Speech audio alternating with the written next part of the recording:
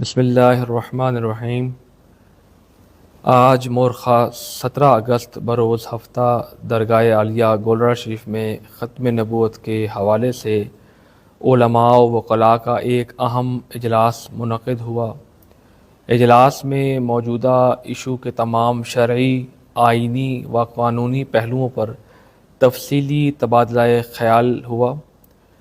آئندہ کے لائحہ عمل کے لیے اہم مشاورت ہوئی اور اجلاس میں درج ذیل فیصلے کیے گئے۔ اجلاس میں حکومت سے مطالبہ کیا گیا کہ قومی اسمبلی کی قائمہ کمیٹی کے متفقہ فیصلے کے مطابق حکومت سپریم کورٹ کے 6 فروری اور 24 جولائی کے دونوں فیصلوں پر مکمل ریویو پٹیشن دائر کرے۔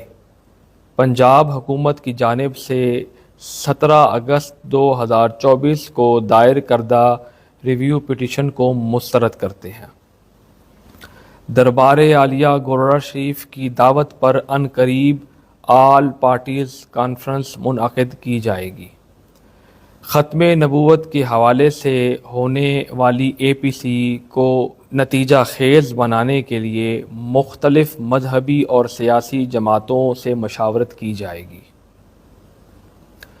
تمام اہل اسلام سے گزارش ہے کہ وہ اپنے تمام تر اختلافات کو پس پشت ڈال کر عقیدہ ختم نبوت کے تحفظ کے لیے ایک پلیٹ فارم پر جمع ہو کر مؤثر و جاندار ایمانی کردار ادا کریں۔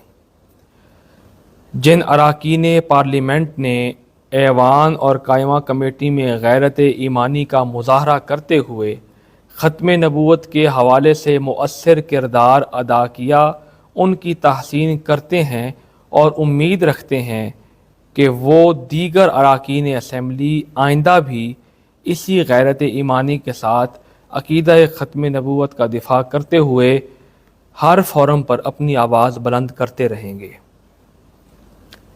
آئندہ آنے والے چند ہفتے ختم نبوت و ناموس رسالت کے حوالے سے انتہائی اہم ہیں، لہٰذا اہل اسلام ایمانی فریضہ سمجھتے ہوئے اس حوالے سے بیدار رہیں اور عوام الناس کو بھی اس حساس عقیدے کی اہمیت سے آگاہ رکھیں۔ والسلام علیکم ورحمۃ اللہ وبرکاتہ۔